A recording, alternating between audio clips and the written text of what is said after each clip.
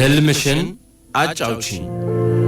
ደራሲ ሲድኒ ሺልደን፣ ተርጓሚ ግርማ ኃይለ ሥላሴ፣ ተራኪዎች ኢሳይያስ አስራትና ቤርሳቤ ጌቴ።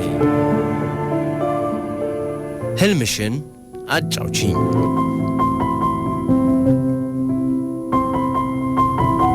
ምክትል አዛዥ ብሌክ በዴኒስ ግድያ ዙሪያ ምርመራ እያደረገ ነው። ከአሽሊ ጋር ባደረገው ንግግር የሆነ ጥርጣሬ አጭሮበታል።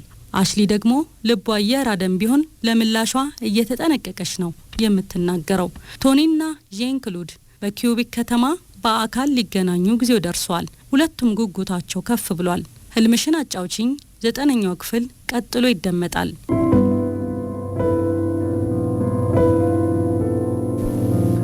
በቀጣዩ ቀን ጧት ሼን ሚለር አሽሊን ቢሮ ድረስ አስጠርቶ የገና በዓልን ኪዩቤክ ከተማ ውስጥ የማሳለፍ እድል ቢገጥምሽ እንደው ምን ያህል ትደሰቻለሽ አላት። ልንሄድ? በጣም አሪፍ ነገር ነው አለች አሽሊ በከፍተኛ ስሜት ተውጣ። ያለፈውን የገና በዓል ያሳለፈችው ከአባቷ ጋር ነበር። የዚህ ዓመት የገና በዓል በተመሳሳይ ሁኔታ የምታከብረው መስሏት ተጨንቃ ነበር። ብርድ ስለሚያይል ከሚገባው በላይ ሞቃት ልብሶችን ብትይዥ ጥሩ ነው። አታስብ፣ እይዛለሁ። ስዘገጃጅ ነበር። ሼን ቶኒ የኢንተርኔት የቀጥታ የጽሑፍ መነጋገሪያ ላይ ነበረች። ጄን ክሉድ ካምፓኒያችን ወደ ኪዩቢክ ከተማ አንዱ ቡድን ሊልክ ነው። እኔ እዚያ ቡድን ውስጥ አባል ነኝ። የማይታመን እጅግ ተደስቻለሁ። መቼ ትደርሻለሽ? በ2 ሳምንት ውስጥ 15ታችንም እንደርሳለን። አሪፍ። አንዳች በጣም አስፈላጊ ነገር እንደሚሆን ይሰማኛል። እኔም አንድ በጣም አስፈላጊ ነገር። አሽሊ ዘወትር ማታ በጉጉት ዜናዎችን ትከታተላለች። ነገር ግን ስለ ዴኒስ ስቲብል መገደል የሚያወራ ምንም ተጨማሪ ነገር አላገኘችም። እዚህ ላይ ዘና ማለት ጀመረች። ፖሊሶች እኔ ጋር እየመጡ ለመነጋገር እስካልሞከሩ ድረስ ጉዳዩን ከአባቴ ጋር እንደሚያያዝ ሊደርሱበት አይችሉም ስትል አሰበች። ብዙ ጊዜ ስለዚሁ ጉዳይ አባቷን ልታነጋግር አስባ መልሳ ትተዋዋለች። ከወንጀሉ ጋር ግንኙነት ላይኖረው ቢችልስ? መቼም በግድያ ወንጀል ስለጠረጠረችው ይቅርታ ያደርግላት። ግን ከወንጀሉ ጋር ንክኪ ቢኖረውስ? ይህንን ማሰባል ስትል አሰበች። መቼም ይህን ልታገሰው አልችልም። ያንን አሰቃቂ ነገር ፈጽሞት ከሆነ የሚያስበው እኔን ከመጥፎ ነገር እንደታደገኝ አድርጎ ነው። ቢያንስ በዚህ የገና በዓል ከእሱ ጋር መገናኘት የለብኝ። አሽሊ ወደ ሳን ፍራንሲስኮ ደውላ አባቷን አገኘችው። ያለምንም መልመጥመጥ ቀጥታ ወደ ደወለችበት ጉዳይ ገባች። ይህን የገና በዓል አብሬ ላከብር አልቻልኩም። መስሪያ ቤታችን ታላቅ ስብሰባ እንድካፈል ወደ ካናዳ ሊልከኝ ነው። ረጅም ጸጥታ። መጥፎ በዓል ሊሆን ነው ማለት ነው አሽሊ? ሁልጊዜም በበዓሉ እኔና አንቺ አብረን ነው የምናሳልፈው እኮ። ምን ማድረግ እችላለሁ? ሌላ ማን አለኝ? አንቺው አይደለሽ? ይህን የምታውቂ ይመስለኛል። አውቃለሁ አባዬ፣ እና ለእኔም እንደዚያው ብቸኛ ያለህኝ አንተው ነህ። ያ ነው አስፈላጊው ነገር። አስፈላጊው ነገር ለመግደል ነው ስትል አሰበች። ይሄ ያልሽው ስብሰባ የት ነው? ኪዩቤክ ከተማ ውስጥ። እንዴት ያለ ግሩም ቦታ መሰለሽ! ለአመታት ወደዚያ አልሄድኩም ነበር። ምን እንደማደርግ ነግሬሻለሁ። እንደ በዓሉ ሰሞን ምንም አይነት ስራ ሆስፒታል አካባቢ የለም። ስለዚህ ወደዚያው በርና የገናን ራት አብረን እንቋደሳለን። አይመስለኝም አለች አሽሊ ፈጠን ብላ። አንቺ የምታርፊበት ሆቴል ውስጥ ቦታ አስይዥልኝ ብቻ። የኖረ ልምዳችን እንዲስተጓጎል አልፈልግም አይደል? በፍጹም አባዬ ስትል ከማመንታት ጋር ረጋ ብላ መለሰች። እንዴት ነው ፊት ለፊቱ?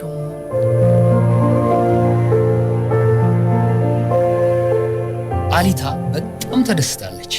ወደዚያች ከተማ ሄጄ አላውቅም። ለመሆኑ ሙዚየም አላቸው ይሆን ስትል ቶኒን ጠየቀቻት። አላቸው እንጂ ሁሉም ነገር አላቸው። የክረምት ስፖርት ማዘውተሪያና የተለያዩ የበረዶ ላይ ጨዋታዎችም ጭምር አሏቸው። አሊታ ቅፍፍ አላት። ጭፍጋጋ አየር እጠላለሁ። ምንም አይነት ስፖርት አልፈልግም። ጓንት አጥልቄ እንኳን ጣቶች በቆፈን ይቆራመዳሉ። በቃ ከሙዚየሙ አልለይም። በታህሳስ 21 የግሎባል ኮምፒውተር ግራፊክስ የልዑካን ቡድን ጂን ሌሴጅ ዓለም አቀፍ አውሮፕላን ማረፊያ ደረሱ። አውሮፕላን ማረፊያው ከሚገኝበት ከሴንቴ ፎይ በመሳፈር ኪውቤክ ከተማ የሚገኘው ሻትዋ ሆቴል ገቡ። ከሆቴሉ ውጪ አየሩ ከዜሮ በታች ወርዶ ስለነበር መንገዶች ሁሉ በበረዶ ተሸፍነዋል። ዣን ክሉድ የቤቱን ስልክ ቁጥር ለቶኒ ሰጥቷት ስለነበር የተያዘላትን ክፍል እንዳየች ወዲያው ደወለችለት። ለመደወል አንዲትም ደቂቃ እንዳላባከንኩ እርግጠኛ ነኝ አለች። እኔ አላምንም፣ እዚህ ነኝ እንዳትዪ። ታዲያ መቼ ነው ማይሽ? ነገ ጠዋት ወደ መሰብሰቢያ አዳራሹ እንሄዳለን፣ ግን አምልጫቸው ምሳ ካንተ ጋር ነኝ። መልካም። እዚህ በስተ ምስራቅ ከግራንዴ አሌሌ ፓሪስ ብሬስት የተባለ ሆቴል አለ። እዚያ ልክ በ7 ሰዓት ልታገኝ ትችላለሽ? እመጣለሁ። መረጃ ይለዋወጣሉ። የተለያዩ ቋንቋዎችን የሚያስተረጉመው የተለያዩ ክፍሎች፣ አውደ ርዕይ ክፍሎችና የቪዲዮ ኮንፈረንስ ማዕከሎች በአንድ ጊዜ ከ6 በላይ ሴሚናሮች እየተካሄዱም ነበር። ቶኒ ተሰላቸች። ሁሉም ያወራሉ፣ ውጤት የለም ስትል አሰበች። ልክ ለ7 ሩብ ጉዳይ ሲሆን መሰብሰቢያ አዳራሹን ጥላ ወጣችና ታክሲ ይዛ ወደ ሬስቶራንቱ አመራች። ዣን ክሉድ እየጠበቃት ነበር። እጇን ያዝ አድርጎ ስሜት በሚሰጥ ድምፅ ቶኒ ስለመጣሽ በጣም ተደስቻለሁ አላት። እኔም እዚህ የምትቆይባቸውን ጊዜያቶች የሚያሳምሩ የመሰሉኝን ሁሉ አድርጋለሁ። ለጉብኝት የተመቸው ከተማ ነው። ቶኒ አይታው ሳቀች። አውቃለሁ፣ እንደምትደሰትም አምናለሁ። አብዛኛው ጊዜን ከአንቺ ጋር የማሳልፈው። ከስራ ልትቀር? የጌጣጌጥ መደብሩስ ጉዳይ? ዣን ክሉድ ሳቀ። እኔ ባልኖርም ስራው ይካሄዳል። የምግብ ቤቱ አስተናጋጅ የምግብ ዝርዝር መጠቆሚያ ይዞ መጣ። የኛ የፈረንሳይ ካናዳዎች ምግብን ትሞክሪያለሽ? አላት ጄን። ጥሩ፣ በቃ ያንቺንም እኔ ልዘዝ አለና ወደ አስተናጋጁ ዞሮ በፈረንሳይኛ አዘዘው። የጫጩት ስጋ በፖም ተደባልቆ ግሩም ምግብ ይመስላል። በእርግጥም ነበር። ከምሳ ጋር አንዱ የሌላውን የኃላፊ ጊዜ ታሪክ አወራረደ። እና አላገባህም ማለት ነው ስትል ቶኒ ጠየቀች። አዎ፣ አንቺስ? አላገባሁም። የሚስማማሽን አጥተሽ መሆን አለበት። ኦ እግዚአብሔር፣ እንዲህ ቀላል ቢሆንማ ጥሩ አልነበረም። አላገኘሁም። ስለ ኪውቤክ ከተማና በውስጧ ስላሉና ማድረግ ስለሚቻሉ ነገሮች አወሩ። በረዶ ትንሸራተቻለሽ? ቶኒ ራሷን በአዎንታ ነቀነቀች። እወዳለሁ። እዚህ የተፈጥሮ በረዶ መንሸራተቻ፣ የበረዶ ሸርታቴ ጂምናዚየምና የግብይት ቦታዎች አሉ። አነጋገር ውስጥ የልጆች ጥልቅ ስሜት ይንጸባረቃል። ቶኒ ከማንም ጋር ብትሆን ከዚህ የተሻለ ጥሩ ስሜት እንደማያድርባት አውቃለች። ሼን ሚለር የእሱ ልዑኮች ጠዋት ስብሰባውን ተከታትለው ከሰዓት እንዲዝናኑ ሁኔታዎችን አመቻች። እዚህ ምን እንደማደርግ አላውቅም። ቶኒ ላይ በመነጫነጭ ቆፈናም ሁኔታ ውስጥ ምን ማድረግ እንችላለን? ሁሉንም ነገር። ቶኒ መለሰችላት። ዘገምተኛ ነገር። ቶኒና ዣን ክሉድ በየቀኑ ምሽት እራት አብረው ይመገባሉ። ጉብኝትም እየያዛት ይዞራል። ቶኒ እንደ ኪውቤክ ያለ ከተማ አይታ እንደማታውቅ ሆኖ ተሰምቷታል። ልክ ሰሜን አሜሪካ ውስጥ ድንገት እንደበቀሉት የፈረንሳይ መንደሮች ሆነው ነው የታያት። ጥንታዊዎቹ መንገዶች ያሸበረቀ ስም ያላቸው ናቸው። በበረዶ የተለበጠችው የኩሪየር ናኢቭዝ ከተማ አለች። ከጉብኝቱ ውስጥ ላሲታዳሊ ትገኛለች። አሮጌቱን ከተማ ከወረራ ለመታደግ የተበጀላት ቅርጽ ላይ ጥንት የነበረውን የጥበቃዎች ቅይር የሚያሳይ ትዕይንት ተመለከቱ። መደብር የበዛባቸው ጎዳናዎችም ጎብኝተዋል። ሴንትጂን፣ ካርቲየር፣ ኮት ዲላ ፌብሪክ እና በኳርቲየር ፔቲታ ቻምፕሌን እየተዘዋወሩ አይተዋል። እዚህ ሰሜን አሜሪካ ውስጥ ዋና የመገበያያ ስፍራ የነበረ ቦታ ነው አለ ዣን ክሉድ። በጣም ደስ ይላል። በየሄዱበት አካባቢ የተንጠላጠሉባቸው የገና ዛፎች ይመለከታሉ። ነባሩ ባህላዊ ትዕይንትና ጣፋጭ ሙዚቃዎችን ይደመጣሉ። ዣን ክሎድ ቶኒን ለማዝናናት ወደ ገጠር በረዶ መንሸራተቻ ስፍራዎች ይዟት ሄደ። በረዶ የተሸፈነውን ቁልቁለት እያሽቆለቆሉ ሲንሸራተቱ ዣን ክሎድ ድምፁን ከፍ አድርጎ ተደስተሻል ሲል ጠየቃት። እንዴት ነው? ቶኒ ዣን ጥያቄውን ያቀረበላት ዝም ላለ ማለት ብቻ እንዳልሆነ ስለገባት ከራስ ንቅናቄ ጋር በጣም ግሩም ጊዜ እያሳለፍኩ ነው አለች። አሊታ ጊዜዋን ያሳለፈችው የተለያዩ ሙዚየሞችን በመጎብኘት ነበር። የኖተርዳሙን ጥንታዊ ቤተ መቅደስ፣ የመልካሙን እረኛ ጸሎት ቤት፣ የአውግስቲን ሙዚየም ከጎበኘቻቸው ውስጥ ናቸው። ከነዚህ ውጭ ላሉት የኪውቤክ ከተማ አቅርቦት ግድ አልሰጣትም። በደርዘን የሚቆጠሩ ሬስቶራንቶችም አሉ። ነገር ግን የትኛውም ሆቴል አትመገበም። አትክልት እንጂ ስጋና የስጋ ተዋጽኦ ፈጽሞ ለማይበሉ ሰዎች የተከፈተ ላኮሜንሳል ካፍቴሪያ እየሄደች ትመገባለች።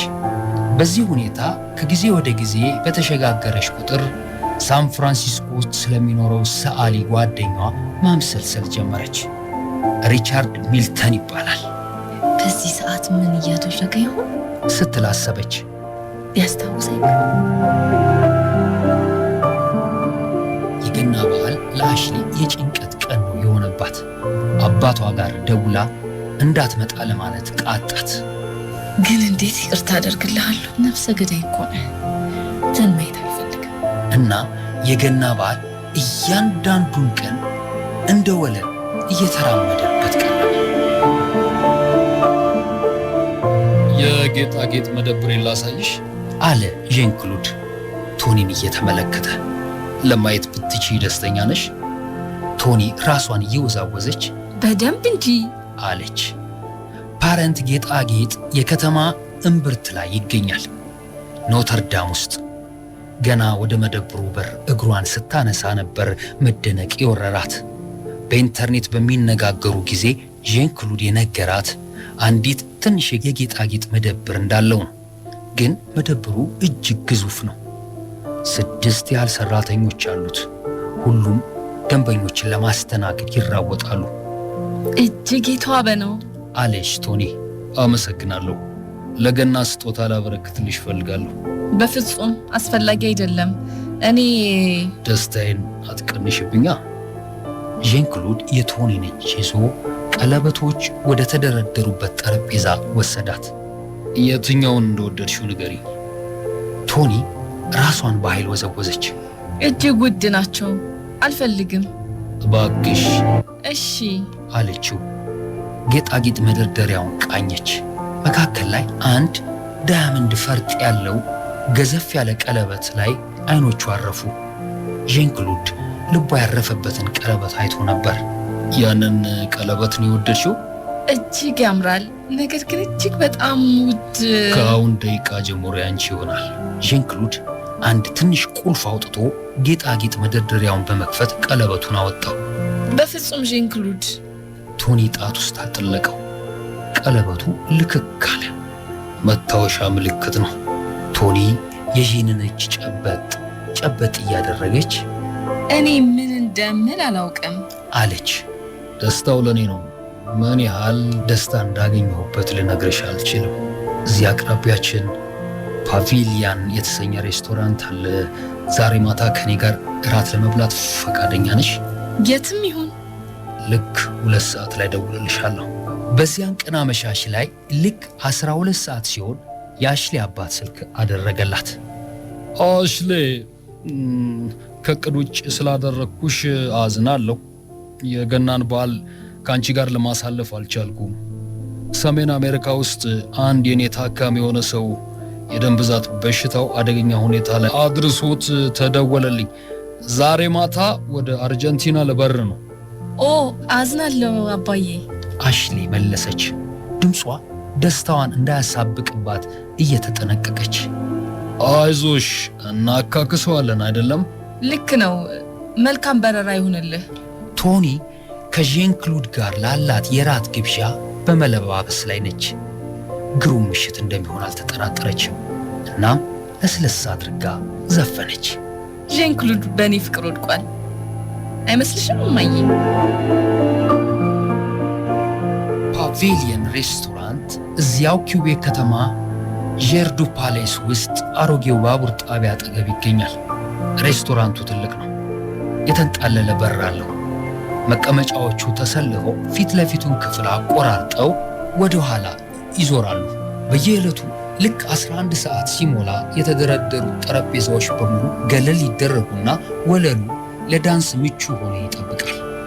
ሙዚቃውን የሚቆጣጠረው ሰው በብዙ ማጫወቻዎች ተከቦ የተለያዩ ሙዚቃዎችን ወደ ታዳሚው ይሰዳል። ሬጌ፣ ጃዝ እና ብሉዝ እንደተዋረዳቸው ይደመጣሉ።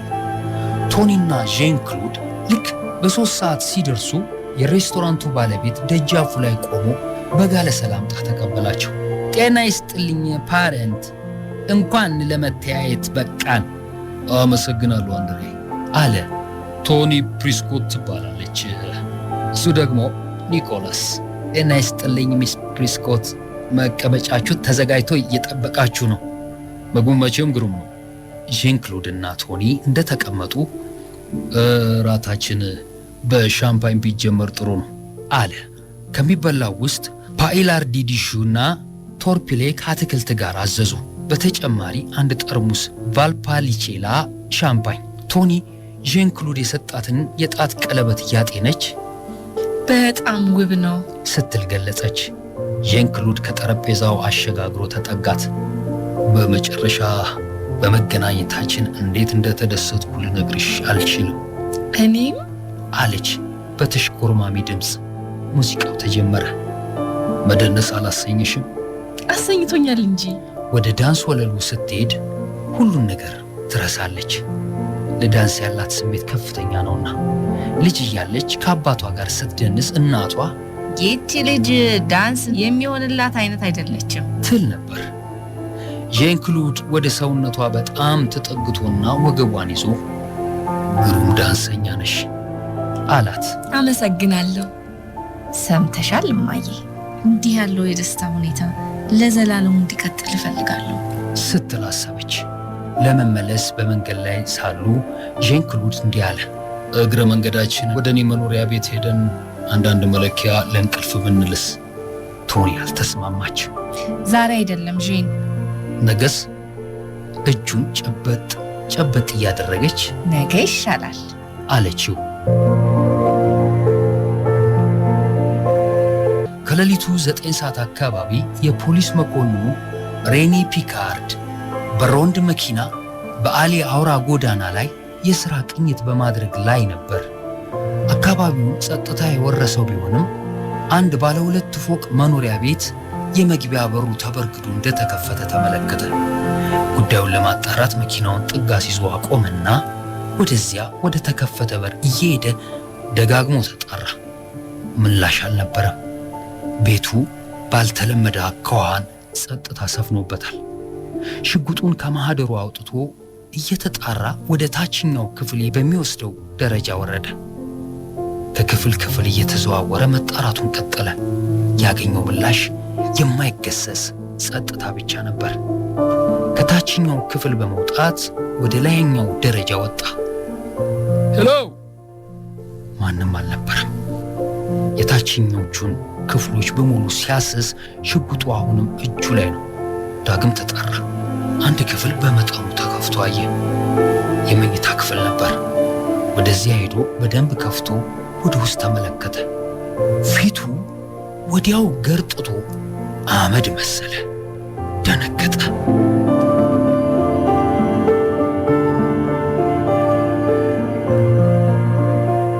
ህልምሽን አጫውቺኝ። ደራሲ ሲድኒ ሺልደን፣ ተርጓሚ ግርማ ኃይለ ሥላሴ፣ ተራኪዎች ኢሳይያስ አስራትና ቤርሳቤ ጌቴ።